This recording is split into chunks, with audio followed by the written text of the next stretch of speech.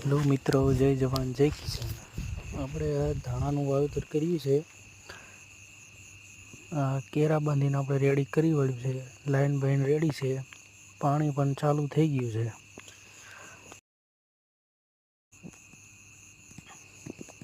ઉનાળો હોવાથી પાણી આવે છે, એમ તો વાંધો ન આવે.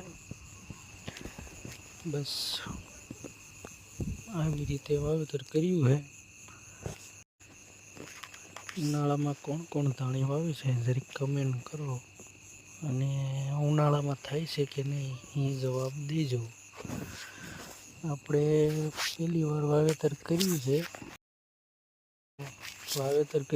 થશે કે નહીં તો ખબર પડે અંદર કંઈ વવાય કે ન વવાય, જેથી કરીને તડકો લાગે કે ન લાગે. આપણે અહીંયા પર મસ્ત લોકેશન. આ મંદિર શેનું છે જરા કમેન્ટ કરો. જય માતાજી, જય જવાન જય કિસાન.